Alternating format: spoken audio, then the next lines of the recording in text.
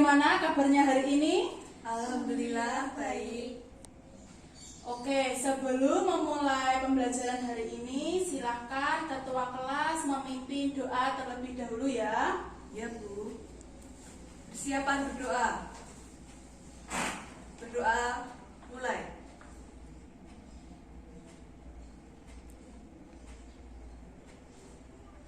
Berdoa selesai. Selanjutnya Ibu akan absensi. Ani Dwi Rahmawati, Hadir Bu. Anissa Zulaida Hamidah. Hadir Bu. Ya, hari ini masuk semua ya.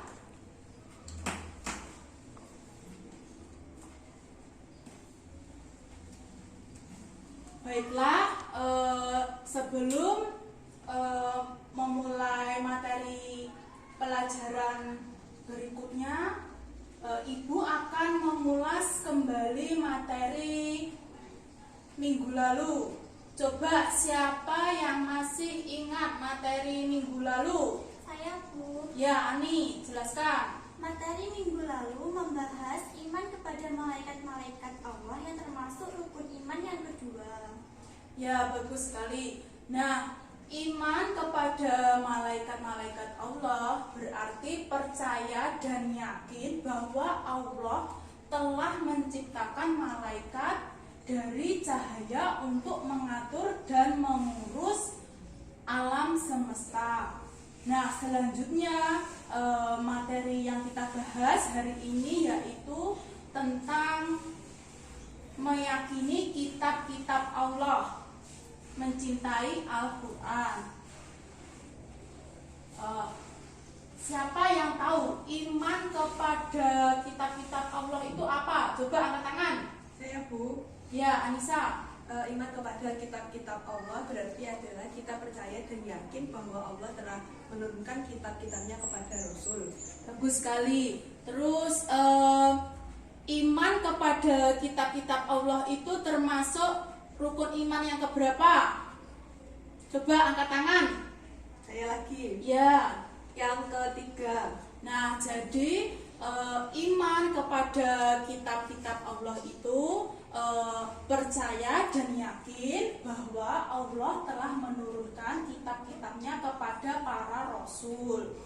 Ajaran yang terdapat dalam kitab-kitab Allah itu disampaikan kepada umat manusia sebagai pedoman hidup agar dapat meraih kebahagiaan di dunia dan akhirat. Selanjutnya, kitab-kitab Allah itu ada 4 ya. Yang pertama kitab Taurat, yaitu kitab yang diturunkan kepada Nabi Musa sebagai pedoman hidup bagi kaum Bani Israel. Nah, isi pokok ajaran kitab Taurat yang pertama perintah untuk mengisahkan Allah, dan yang kedua larangan menyembah patung.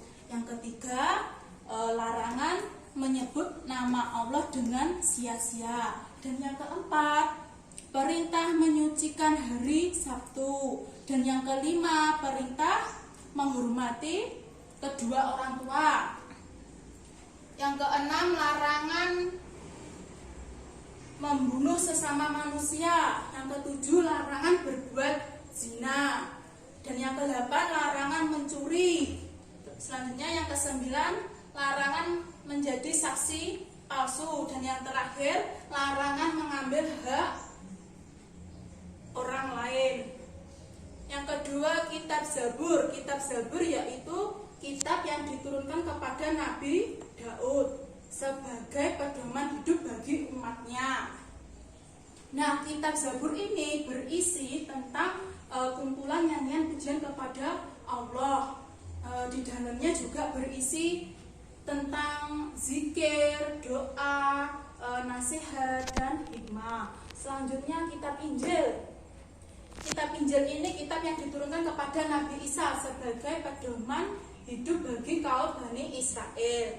Nah, secara umum kitab Injil ini berisi tentang yang pertama perintah untuk kembali mengesahkan Allah, dan yang kedua membenarkan keberadaan kitab Taurat, dan yang ketiga menghapus beberapa hukum dalam kitab Taurat yang tidak sesuai dengan perkembangan zaman. Dan yang terakhir menjelaskan bahwa kelak akan datang kembali setelah Nabi Isa, yaitu Nabi Muhammad Shallallahu Alaihi Wasallam. Selanjutnya kitab Al-Quran.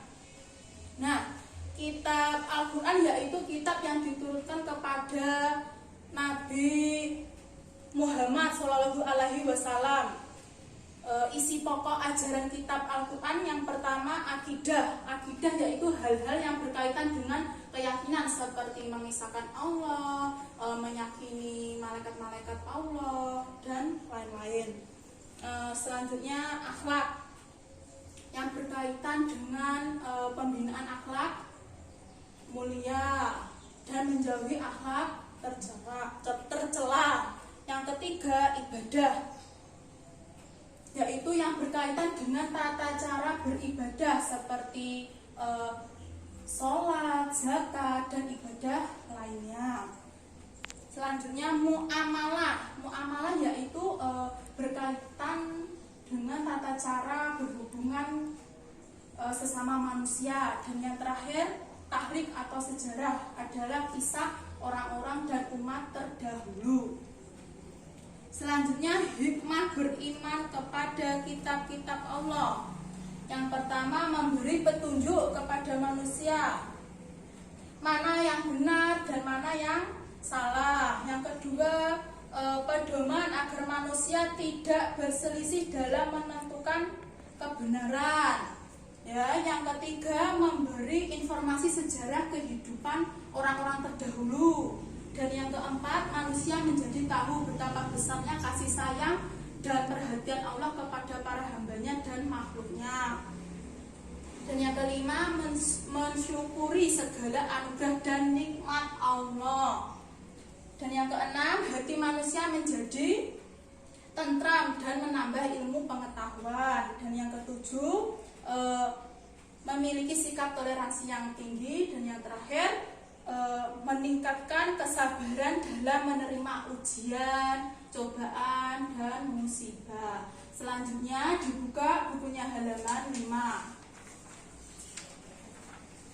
Nah, di situ ada dalil nahli tentang beriman kepada kitab-kitab Allah yang terdapat pada surat Al-Baqarah ayat 4 dan An-Nisa ayat 136. Coba An-Nisa dibaca dengan keras. Surat Al-Baqarah ayat 4. Walladzina yu'minuna bima unzila ilaika wa ma unzila min qablika wa bil akhirati hum yuqinun. Artinya, dan mereka yang beriman kepada kitab Al-Quran yang telah diturunkan kepadamu dan kitab-kitab yang telah diturunkan sebelummu, serta mereka yakin adanya kehidupan di akhirat. Surat An-Nisa ayat 136. Ya ayyuhalladzina aminu billahi wa rasulihi wal kitabil ladzi nazzala ala rasulihi wal kitabil ladzi anzala min qablu wa man ya'fur billahi wa malaikatihi wa kutubihi wa rasulihi wal yaumil akhir faqad dhalla dhalalan ba'ida. Artinya, wahai orang-orang yang beriman, tetaplah beriman kepada Allah dan Rasul-Nya, dan kepada kitab yang Allah turunkan kepada Rasul-Nya, serta kitab yang Allah turunkan sebelumnya. Barang siapa yang kafir kepada Allah, malaikat-malaikatnya, kitab-kitabnya, Rasul-Rasulnya, dan hari kemudian, maka sesungguhnya orang itu telah sesat sejauh-jauhnya. Baiklah, apakah ada pertanyaan terkait materi hari ini? Tidak, Bu. Berarti sudah paham semua ya hari ini? Sudah. Oke. Ibu akan memberi beberapa pertanyaan kepada kalian sebagai evaluasi pembelajaran hari ini. Ya, Ani, tolong jelaskan pengertian iman kepada kitab-kitab Allah dan macam-macam kitab Allah. Iman kepada kitab-kitab Allah berarti percaya dan yakin dengan sepenuh hati bahwa Allah telah menurunkan kitab-kitabnya kepada para rasul. Macam-macam kitab Allah.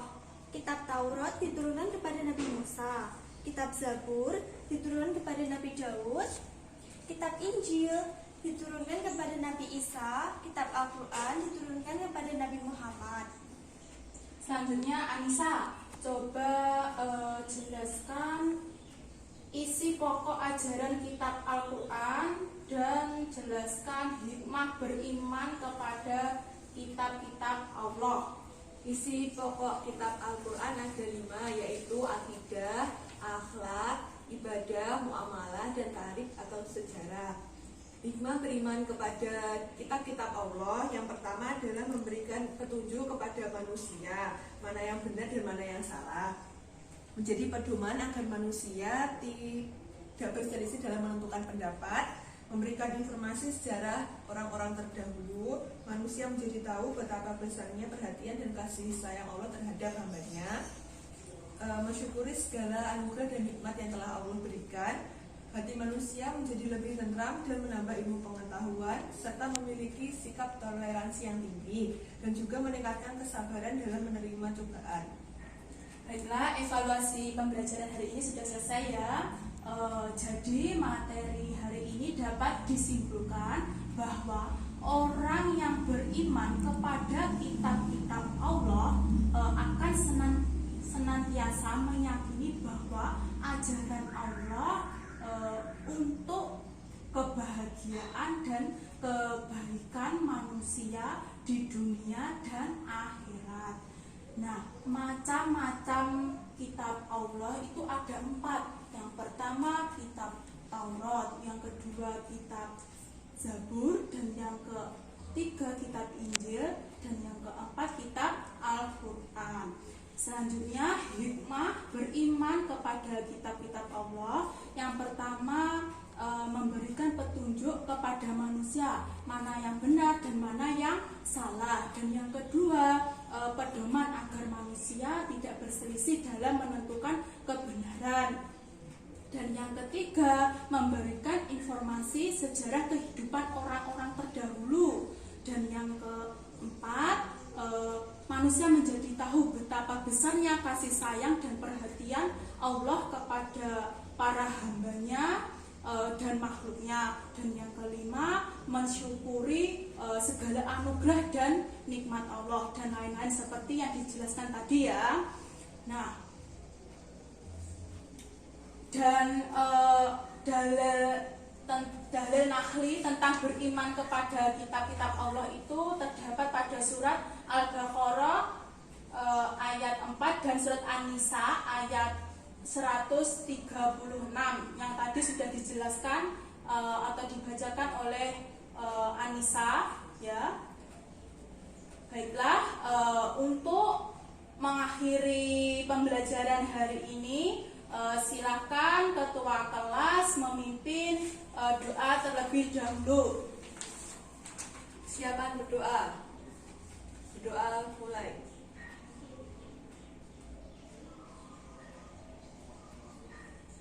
Berdoa selesai. Baiklah, jika ada salah kata dan kekurangan dalam menyampaikan materi, Ibu minta maaf yang sebesar-besarnya ya. Sekian, terima kasih. Wassalamualaikum warahmatullahi wabarakatuh. Waalaikumsalam warahmatullahi wabarakatuh.